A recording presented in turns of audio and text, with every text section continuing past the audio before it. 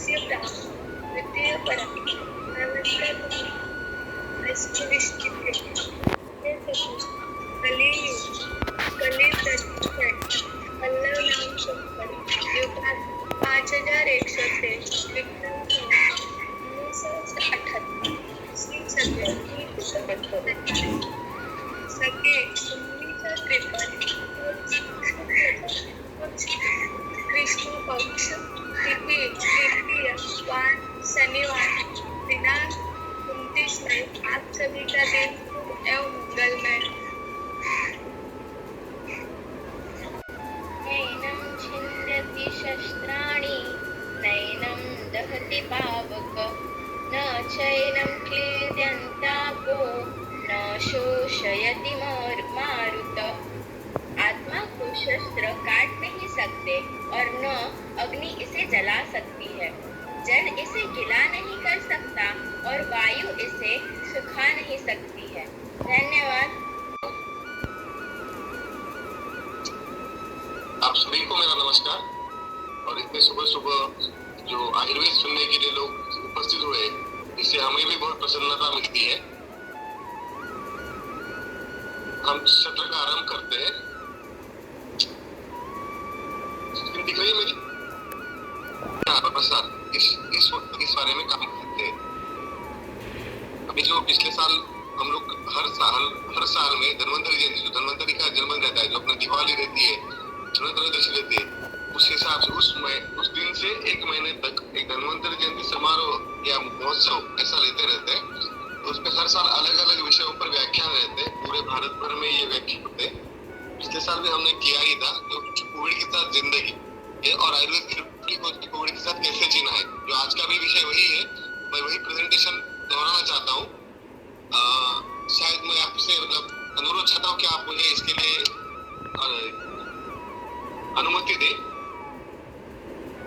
जी भाई साहब, बिल्कुल बिल्कुल जी, ओके, धन्यवाद। तो नहीं हुआ है तो इससे क्या हो गया बता देते। ये आप टेक्नोलॉजी के हिसाब से हम लोग सब पास में आ रहे हैं। कहाँ गायत्री बैठी, कहाँ पूरे भारत के कोने से कहीं लोग जो जुड़े हुए हैं। मैं भी कहीं एक कोने से जुड़ा हूँ। तो टेक्नोलॉजी का कारण हुआ है। और इसमें एक अच्छी बात ये हुई है, जो बहुत सी बुरी बात हुई, लेकिन अच्छी बात ये हुई कि आयुर्वेद जो है वो भारत के सभी लोगों तक आयुर्वेद का जो महत्व है वो पहुंच चुका है। और जितना पिछले 50-60 साल में नहीं हो पाया, वो शायद 1-1.5 साल में आयुर्वेद के प्रति लोगों की जो निष्ठा है या जो विश्वास है वो ज्यादा दृढ़ होता गया है। हम इसको इस तरह से पॉजिटिवली देख रहे हैं। अभी ये जो आप बचाव कैसे कर सकते हैं आयुर्वेद के माध्यम से, अगर आप कोरोना आपको हो गया, मतलब कोरोना इन्फेक्शन हो गया, तो आप आयुर्वेद के हिसाब से क्या कर सकते हैं। और अगर कोरोना हो जाने के बाद आयुर्वेद क्या कर सकता है, जिनको कोरोना हो चुका है उनके लिए आयुर्वेद क्या कर सकता है, इसको 3 तरह में हम देखेंगे। जैसे योग है, योग के बारे में अभी हमने अच्छा सत्र सुना है, जो मंत्र है, ओमकार है, ये सब सुनने के बाद जो अपने अंदर जो ऊर्जा पैदा होती है, तो योग भी आयुर्वेद का एक हिस्सा कहा जा सकता है। आयुर्वेद में क्या है, life in Ayurveda is perceived as the union of body, sense, mind and soul।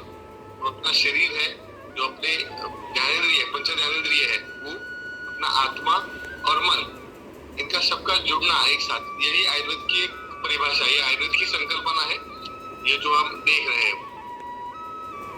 अभी लोग पूछते कि आयुर्वेद तो हजारों साल पुराना है, उसमें कोरोना कहाँ से आ गया। आप आयुर्वेद के हिसाब से कोरोना कैसे देख सकते हैं, कोरोना के बारे में चिकित्सा कैसे कर सकते हैं। तो आयुर्वेद में चरक संहिता, जो सबसे पुराना ग्रंथ है चरक संहिता, उसके विमान स्थान, मतलब उसके अलग अलग स्थान है, संहिता स्थान है, चिकित्सा स्थान है, विमान स्थान है। तो विमान का मतलब, विमान मतलब हवाई जहाज रहता है, विमान मतलब विशेष मान, जिसका विशेष रूप से आपको ज्ञान करना है, उसको विमान स्थान कहा जाता है। तो उसमें जनपदोद्भव अध्याय कहा गया है। जनपदोद्भव मतलब पैंडेमिक जिसको बोलते हैं, पैंडेमिक कहा जा रहा है, उसको आयुर्वेद में हजारों साल पहले जनपदोद्भव से करके कहा गया है। उसमें क्या होता है, उसका वर्णन अगर आप ग्रंथ खोलेंगे तो उसकी जो प्रचिति आपको मिल जाएगी, लेकिन मैं यहाँ पे आपको संक्षेप में बता रहा हूँ। तो क्रम से वायु, देश, जल और काल ये दुष्ट हो जाते हैं, और इससे ज्यादातर संख्या में, बहुत संख्या में लोग एक ही तरह की बीमारी से शिकार होते हैं। इसको जनपदोद्भव से कहा गया है। जनपद का उद्भव, जनपद मतलब जो नागरिक है या जो रहने वाले देहवासी है, उनका उध्वंस होना, मतलब ध्वंस होना, नष्ट हो जाना।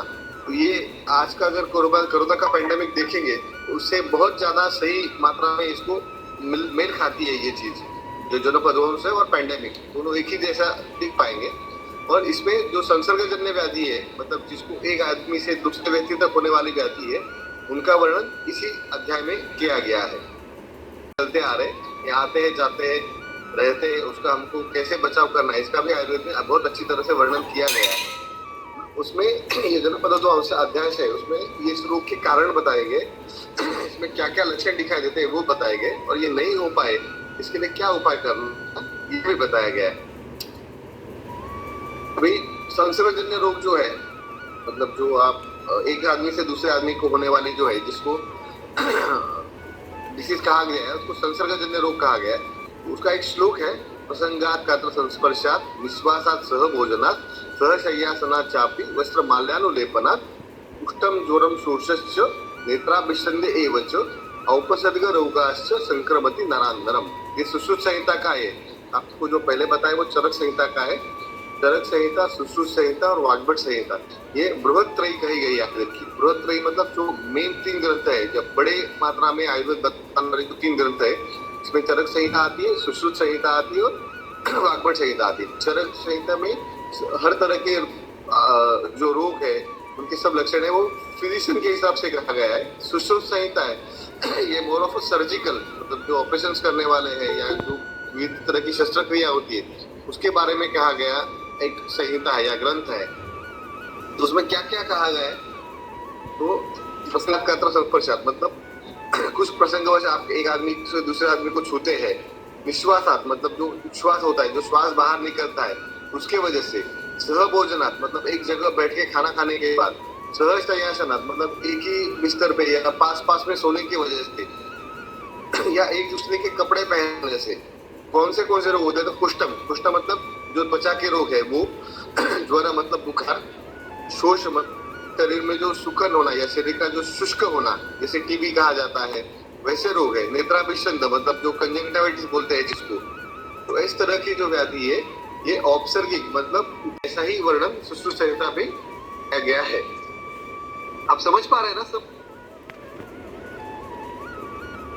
जी जी जी ठीक है। अभी जो हमने 3 भाग कहे थे उसमें जो पहला भाग है कि हमको कोरोना नहीं हो पावे, इसके लिए हम क्या कर सकते हैं, तो ये इम्यूनिटी पूरी तरह से बहुत ज्यादा चर्चा में विषय है पिछले साल 1.5 साल से।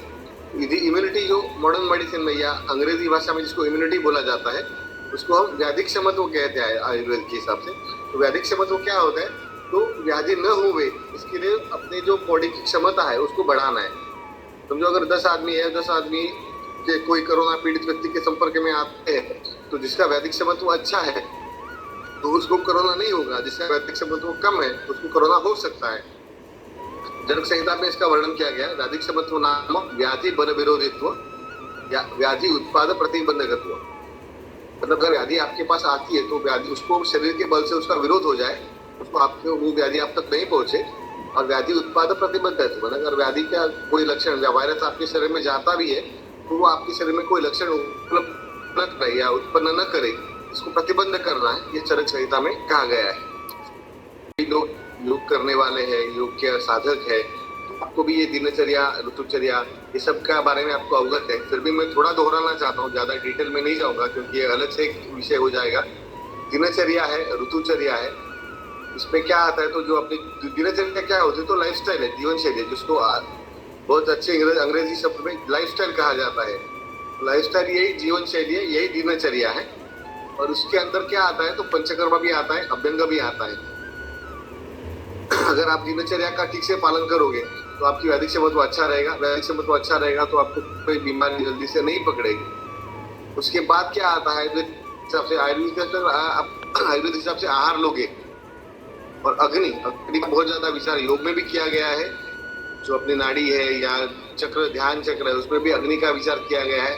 आप जो शुद्धि क्रिया करते हैं उसमें भी अग्नि का बहुत ज्यादा भाव रहता है। ये अगर इस आयुर्वेद के हिसाब से हम देखेंगे तो उसका भी अपने को बहुत ज्यादा सहायता हो जाती है। फिर जलपान है, मतलब पानी कब पीना है, कौन सा पीना है, कैसे पीना है, उसको सिद्ध जल बोले जाता है, जिसमें पानी में कुछ चीज ऐड करने के बाद उसके गुण में कैसे बदलाव होता है वो है। फिर एक धूपन करके है, तो धूप जो हम लोग करते हैं शाम को करते हैं, या कोई यज्ञ होता है जब धूप होता है तो उसमें धुआं निकलता है। वो धुआं भी बहुत सारे जो हवा में रहने वाले जंतु है, जीव है, उसको नष्ट करने वाला रहता है। फिर नस्य है, नस्य मतलब नाक के अंदर दवाई को छोड़ना, या कोई चूर्ण रहता है उसका नस्य आता है, कोई तेल आता है उसका नस्य आता है, या घी का नस्य आता है। तो गंडूश कहा गया है, गंडूश मतलब कोई वात या कोई गर्म पानी में सिद्ध किया, पानी से सिद्ध किया हुआ जो औषधि है उसको मुख में सेवन करना, उसको मुख में धारण करना, और कुछ समय धारण करने के बाद उसको बाहर फेंक देना। तो उसके कारण जो मुख के अंदर जो जंतु जीवाणु रहते हैं उनका जो नाश हो जाता है। फिर जलनेति है, ये भी एक योग का ही हिस्सा है। जलनेति की 5 चीजों को पंचकर्म कहा गया है सुश्रुत संहिता के हिसाब से। और चरक संहिता में रक्त मोक्षण नहीं लिखा गया है, उसमें 2 तरह की बस्ती बताई है, अस्थापन बस्ती और अनुवासन बस्ती। ये 2 बस्ती वमन, विरेचन और नस्य, ये 5 कर्म पंचकर्म चरक के हिसाब से। मतलब पंचकर्म में वमन है, विरेचन है, अस्थापन बस्ती है, अनुवासन बस्ती है और नस्य, ये 5 चरक संहिता में बताए गए पंचकर्म है। संहिता के हिसाब से बस्ती एक ही है, अनुवासन और अस्थापन बस्ती को एक ही जोड़ा गया है। और वमन, विरेचन, बस्ती, नस्य और रक्त मोक्षण, ये 5 कर्म जो है प्रधान कर्म है जिससे अपने शरीर की शुद्धि हो सकती है, इनको पंचकर्म कहा गया है। और अभ्यंग मतलब जो आयुर्वेद के हिसाब से सुबह में अब नहाने से पहले तेल, औषधि तेल या सादा तेल, जो कोई तिल तेल है या नारियल का तेल है या सरसों का तेल है, जो तेल आपके यहाँ पे मतलब जो वनस्पति आपके यहाँ पे होती है, जो इसकी खेती होती है, जो आपके यहाँ बनता है तेल, उसका तेल का पूरे शरीर में लगाना है, उसको लगा उसके बाद उसको कुछ देर तक अपने शरीर में उसको लगा के रखना है और उसके बाद गर्म पानी के साथ स्नान करना है। वो तेल लगाने के उसको अभ्यंग विधि कहा जाता है। जहाँ महाराष्ट्र में बहुत सारे लोग हैं तो जो दिवाली का ये रहता है, तो दिवाली की सुबह में अभ्यंग करने का प्रथा हर घर में है। सुबह उत्तर लगाते हैं, तेल लगाते हैं, उसके बाद ही स्नान होता है सुबह में, वही अभ्यंग में आती है। जी धन्यवाद। हेलो, हाँ जी।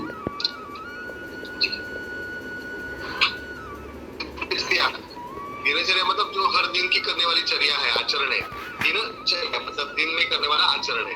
तो उसमें कहा गया है कि आप ब्राह्मण मुहूर्तों पे उत्तिष्ठ, ब्राह्मण मुहूर्तों पे उठिए। तभी ब्राह्मण मुहूर्त तो सूर्योदय के पहले का काल है, जैसे सूर्योदय का समय बदलता है वैसे ब्राह्मण मुहूर्त का भी समय बदलता जाता है। लेकिन फिर अगर अप्रोक्सीमेट हम पकड़ेंगे तो सुबह 6 बजे जिस समय सूर्य उग जाता है उस समय के थोड़ा टाइम पहले ही अपने को उठना है। फिर आयुर्वेद में कहा गया है कि जो मल मूत्र विसर्जन है, दंत धावन है, स्नान है, इसके लिए सुबह का जो 1 घंटा है वो उसके लिए दिया गया है। और आयुर्वेद में ये भी कहा है कि अगर आपका आज पहले रात का अगर खाना नहीं पचा है, आपको अगर भारीपन लग रहा है तो आप सुबह जल्दी मत उठिए, वो खाना पचने के बाद ही उठिए। तो आहार पाचन का बहुत ज्यादा महत्व आयुर्वेद में कहा गया है। फिर इसके बाद ईश बंधन मतलब स्नान के बाद पूजा है, मंत्र है, आप कोई भी जिस भगवान को मानते हैं उस भगवान की पूजा करनी है। फिर योग है, मतलब उसमें दोनों आता है, प्राणायाम आएगा, आसन भी आएंगे, ध्यान भी आएगा, वो करना है। फिर जो आपका दिन का कार्य है उसको करना है। आहार का भी आयुर्वेद में बहुत ज्यादा महत्व है। आहार 3 बार लेने को कहा गया है, सुबह में 1 बार लेना है, दोपहर में लेना है और शाम को लेना है। रात को नहीं है, शाम को। सूर्यास्त है उसके पहले हमको रात का जो आहार है वो लेना है, वो ज्यादा सबसे सही है अपने शरीर के लिए।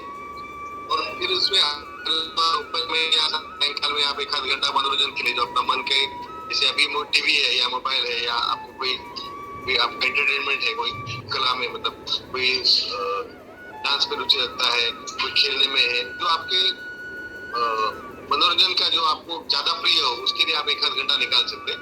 और रात को 10 बजे भी नहीं, थोड़ा जल्दी 9 साढ़े 9 बजे ही सोने को कहा गया। आपको 6 बजे उठना है, उसके 7 या 8 घंटा पहले मतलब 9 साढ़े 9 बजे आपको सोना है।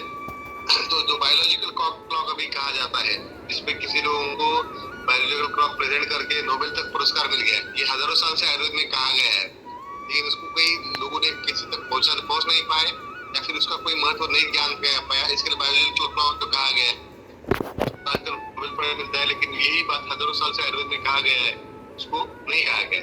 अब ये तो रोज के दिन की दिनचर्या होगी, लेकिन जो ऋतु रहता है ऋतु के हिसाब से कुछ अपने को उसमें बदलाव करने पड़ते हैं। जैसे अगर वो ठंडी के मौसम में क्या नहीं खाना है, गर्मी में क्या नहीं खाना है, क्या खाना है, ये हर ऋतु के हिसाब से अलग अलग आयुर्वेद में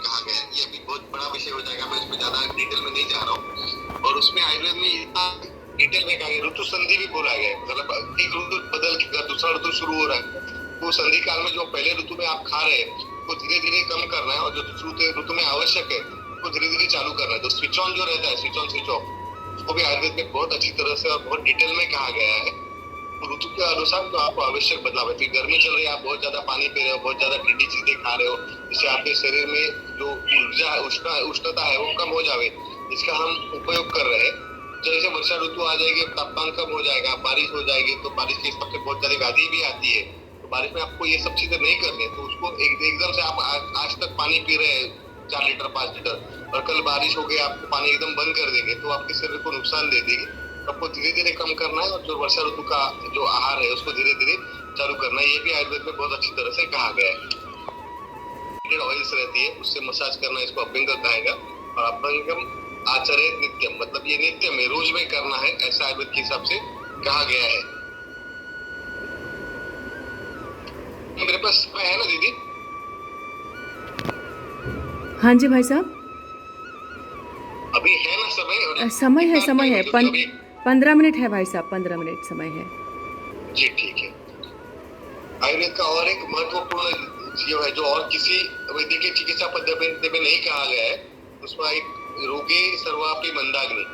तो सभी रोग है वो मंद अग्नि से होते हैं। मतलब शरीर के अंदर की जो अग्नि है वो जब मंद हो जाती है, जो क्षीण हो जाती है, जब कम हो जाती है, तभी सभी रोगों का जो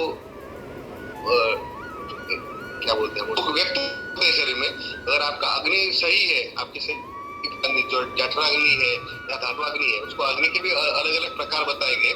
जो जठराग्नि मतलब जो अपने डाइजेशन की जो पावर, इसको जठराग्नि कहा गया है। और धात्वाग्नि मतलब हर धातु का जो पचन होता है, जो 7 धातु का रस, रक्त, मांस, मेष, मज्जा, अस्थि और शुक्र, ये जो धातु कहे गए, हर एक धातु का अलग अलग से अग्नि वर्णन किया गया है। और अपन जो आहार खाते हैं, आहार जो का सेवन करते हैं, उससे रस धातु पैदा होता है। आहार के जठराग्नि से रस धातु पैदा होता है, रसधाग्नि से रक्त धातु पैदा होता है, रक्त से मांस पैदा होता है, मांस से मेद पैदा होता है, मेद से अस्थि पैदा होता है, और अस्थि से मज्जा पैदा होती है, मज्जा से शुक्र पैदा होता है। ये 7 धातुओं का एक से एक सेवन जो निर्माण है वो होता रहता है। तो जाठर भगवान अग्नि, जाठर का जो भगवान है, मतलब जो पेट का जो भगवान है वो अग्नि है। जैसे हम अपने जीवन में भगवान का महत्व है, वैसे अपने पेट के लिए भी अग्नि का उतना ही महत्व है। और आया गया लंघन। अभी जो कोविड जो कहा जाता है, कोरोना कहा जाता है, उसमें भी लंघन ये बहुत जरूरी है। बहुत सारे एलोपैथिक चिकित्सा में ये लंघन पे ध्यान नहीं देते। कोई भी बुखार आता है, तो अभी आपकी नानी है या जो 2-3 जनरेशन पहले जाते थे, तो बुखार है तो खाना नहीं खाना है, गर्म पानी पीना, जब तक भूख नहीं लगती है तब तक खाना नहीं खाना है। ये लंघन है, मतलब अन्न का सेवन न करना, इसको पहली चिकित्सा कही गई। बहुत सारे जो ज्वर है वो लंघन से ही ठीक हो जाते हैं। आप कुछ नहीं खाएंगे, आपके शरीर का अग्नि है वो, उसको अगर कुछ अग्नि का वर्धन करेंगे तो अपने आप शरीर का धातु का पाचन ठीक हो जाएगा, ज्वर अपने आप ठीक हो जाएगा। तो ये लंघन सबसे पहली चिकित्सा सभी ज्वरों के लिए कही गई है। अगर हम भी देखते हैं कि कोरोना में अगर लंघन देते हैं तो उसका बहुत ज्यादा अच्छा प्रभाव मिलता है। जलपान है, तो जलपान कैसे करना है? जैसे पानी पीना है, हम लोग सब लोग पानी पीते रहते हैं, पानी पीने को जलपान कहा जाता है, लेकिन षडंग पानी है या पानी पीने के कुछ नियम आयुर्वेद में बताए। कब पीना है पानी? खाना खाने के पहले कितना टाइम पीना है, खाना खाते हुए कितना पानी पीना है, खाना खाने के तुरंत बाद कितना पानी पीना है।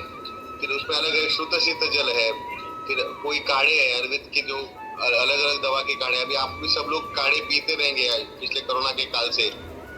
जो मसाले के पदार्थ है, मिरी है, सौंठ है, लवंग है, अदरक है, चाय पत्ती जिसको बोलते हैं, या लेमन ग्रास बोलते हैं, इनका सबका काढ़ा आप सब लोग आज तक पीते आ रहे हैं। ये भी सिद्ध जल कहा गया है, इसको काढ़ा कहते हैं या सिद्ध जल कहते हैं। हर्बल टी है, गोल्डन मिल्क जिसको बोलते हैं, जो अपना हरिद्रा है, हल्दी है, हल्दी और दूध के साथ गर्म करके हल्दी पीना है, तो रंग इसका सुनहरा हो जाता है, इसको गोल्डन मिल्क या सुनहरा दूध भी कहा जाता है। तो उसका भी सेवन आयुर्वेद के हिसाब से कर सकते हैं। जलपान या जो द्रव पदार्थों सेवन है उसी में वो आता है। धूपन कहा गया है, जिसमें वातावरण की शुद्धि होती है, जो सूक्ष्म जीवाणु जो हवा में घूमते रहते हैं उसका नाश होता है। उसको भी कैसे कैसे ग्रंथ है, मैं अभी रेफरेंस ज्यादा नहीं ले रहा हूँ, अपराजित धूप, कृमिग्न धूप, शोग्न धूप और सामान्य धूप, ये कहे गए हैं। तो जो भी अपने यहाँ पे वनस्पति है, जो औषधि वनस्पति है, उनका अगर आप धूप करेंगे जलाएंगे उसके घर के अंदर, तो उसमें जो धुआं निकलता है वो धुआं बहुत सारे रोगों को या बहुत सारे जीवाणुओं को, विषाणुओं को नाश करने वाला कहा गया है। नस्य, खंडूष, स्टीव और अंजन, ये सब नाक के लिए है। अभी कुछ हॉस्पिटल्स से भी आपको वीडियो आएगा कि कुछ हॉस्पिटल के जो डॉक्टर है जलनीति कर रहे हैं, उसके हिसाब से उनको कोरोना नहीं हो गया है। ये कोई नस्य का है, नाक के अंदर दवाई छोड़ना है, उसमें भी चूर्ण दवाई आती है, या घृता आता है, या तेल आता है, या औषधि सिद्ध तेल आता है, उसको अभी चित्र में दिखाया गया है। ऐसे नाक के अंदर, नासिका के अंदर छोड़ना है। फिर गंडूस, और मैंने बोला ये गंडूस मतलब कुछ काढ़े का जो पानी रहता है, काढ़े से सिद्ध पानी, उसको मुंह में पकड़ के रखते हैं, तो उसकी वजह से मुख के अंदर की शुद्धि होती है। उसके अंदर कोई जंतु है, जीवाणु है, विषाणु है, तो उनका नाश होता है। स्टीम लेना है। और अंजन है, अंजन मतलब जैसे काजल का इस्तेमाल करते हैं, वैसे बहुत सारे आयुर्वेदिक अंजन बताए गए। तो अंजन अगर आप आँख के अंदर लगाओगे तो उसमें आँख की भी शुद्धि होती है। आँख के अंदर भी जो म्यूकोसिस करके अभी जो पोस्ट कोविड में आ रहा है लक्षण, उसके लिए भी अंजन बहुत प्रबंध से, मतलब कोई चूर्ण रहता है, शुंठी चूर्ण रहता है, शुंठी चूर्ण कोई तपकीर लेते हैं ना, वो भी एक प्रकार का प्रबंध से हो गया। उसको सूंघना है पाउडर को, पाउडर जब नाक से अंदर जाता है तो उसकी वजह से स्नीफ आती है, मतलब छींक आती है। उस हिसाब से जो अंदर में जो ज्यादा अतिरिक्त द्रव है या कुछ जीवाणु है, वो छींक के द्वारा बाहर निकल जाते हैं। योगाभ्यास और व्यायाम, इसके बारे में ज्यादा डिटेल में नहीं जा रहा हूँ मैं, क्योंकि ये आप भी आपके सबका अभ्यास का विषय है। इसमें जलनीति का एक चित्र भी दिखाया गया है। जलनीति कैसे करना चाहता आपके अभ्यास में होगा भी, तो वो हो जाता है। वस्त्रनीति भी है। व्याधि के हिसाब से प्रकृति एक बहुत बड़ा विषय है। तो प्रकृति अनुसार रसायन लेते हैं। 3 प्रकार की प्रकृति बताई गई, वात, पित्त और कफ। जैसे चित्र में बताया है, वात प्रकृति के लोग हैं, वो थोड़े से पतले रहते हैं, जैसे पित्त है वो मध्यम के रहते हैं, उसके थोड़े बांधे के रहते हैं। मैं इसमें मोटापा नहीं गिर रहा हूँ, क्योंकि वात का भी आदमी कभी कभी मोटा हो सकता है, लेकिन जो उसका स्ट्रक्चर है वो वात का थोड़ा स्टाउट रहता है, पित्त का मीडियम रहता है, और कफ का थोड़ा ब्रॉड रहता है। इस हिसाब से अगर जो आपकी प्रकृति है उसके हिसाब से आपको रसायन लेना है। च्यवनप्राश एक बहुत ज्यादा फेमस रसायन है। इसके अलावा भी आयुर्वेद में बहुत सारे रसायन कहे गए, जिसकी वजह से अपने शरीर की जो व्याधि क्षमता है वो अच्छी रहती है। अभी कोरोना पॉजिटिव हो गया तो आपको क्या करना है? तो सबसे पहले तो आपको डर निकालना है। कोरोना हो भी जाए तो उसको अगर आप अच्छी तरह से चिकित्सा करोगे, अच्छी तरह से उसका जो पथ्य है उसको अगर संभालोगे, तो आपका कोरोना आयुर्वेद के हिसाब से ठीक हो सकता है। कैसा है आयुर्वेद में तो सन्निपात ज्वर कहा जाता है। तो उसमें सन्निपात ज्वर के जो लक्षण है, उसका श्लोक है, क्षणे दाय क्षणे शीतम अस्थि संधि शिरोरुजा। तो मैं इसको मराठी में, हिंदी में आपको बोल देता हूँ। तो कुछ क्षण के लिए शरीर में दाह उत्पन्न होता है, क्षण में कुछ काल के लिए शीतलता, ठंड जैसी लगती है। अस्थि में मतलब हड्डी में, संधि में मतलब जॉइंट्स में, शिर में मतलब सर में, तो रुजा मतलब वेदना पैदा होती है। नाक के अंदर से कफ या सर्दी या कफ निकल जाता है। फिर कभी कभी नाक के अंदर से खून निकलना लगता है। आंखों के अंदर गर्मी होती है या गर्म का एहसास होता है।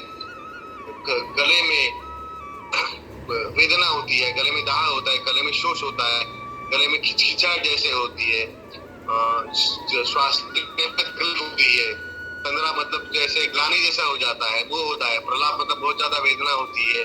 कास श्वास मतलब दम लगना, कास सुखी कास आना, अरुचि मतलब कोई खाने की इच्छा ना होना, और भ्रम मतलब चक्कर जैसा।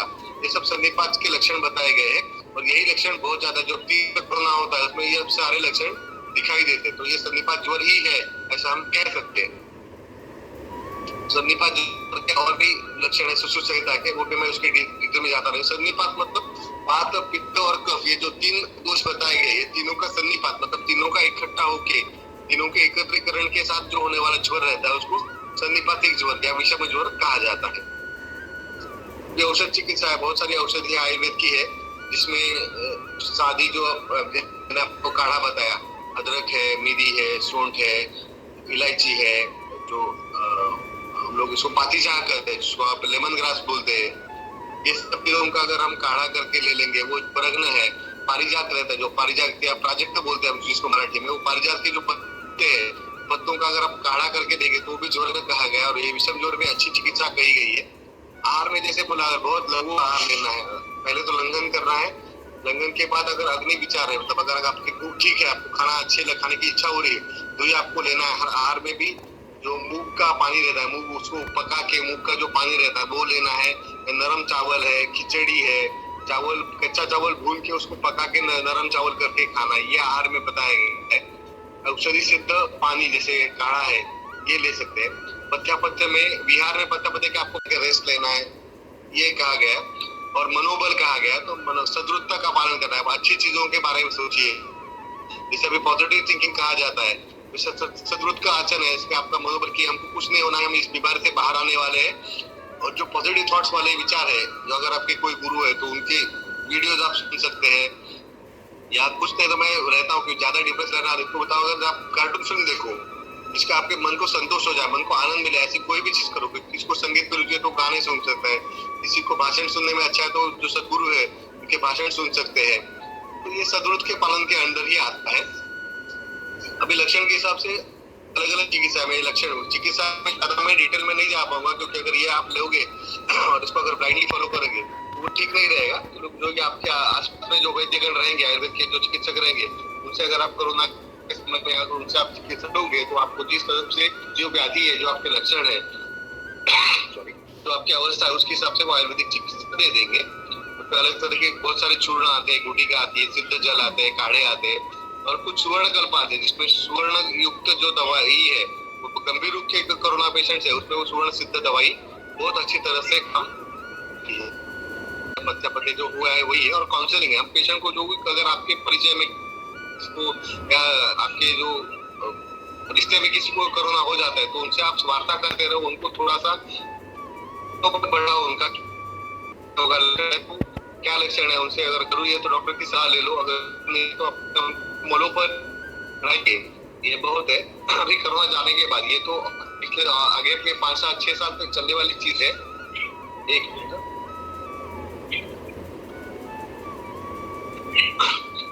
जो कोरोना के साइड इफेक्ट जैसे म्यूकोसिस है, आंख में होने वाला इन्फेक्शन बताया गया है, लंग्स लोगों के डैमेज हो जाते हैं, उसका जो है इसके बाद भी कोरोना के हम आयुर्वेद व्यासपीठ के हिसाब से क्लिनिक भी चला रहे हैं।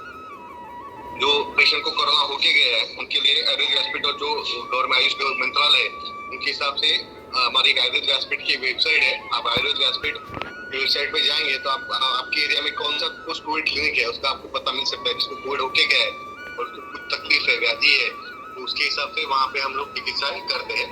और बस वही है सब, रसायन, पंचकर्म, पथ्यापथ्य, अग्नि विचार, घृतपान, व्यायाम, योगासन, प्राणायाम, ये पोस्ट कोविड क्लिनिक है आयुर्वेद व्यासपीठ की। आप वेबसाइट पे जाओगे आपको पोस्ट कोविड क्लिनिक का पता कहाँ पे है, कौन से एरिया में आपके पास में है, ये सब की मालूमात मिल जाएगी। ये हम लोग ने व्यासपीठ के साथ अब तक कितने लोगों के लिए सेवा का ये किया है उसका ये थोड़ा सा डिटेल है।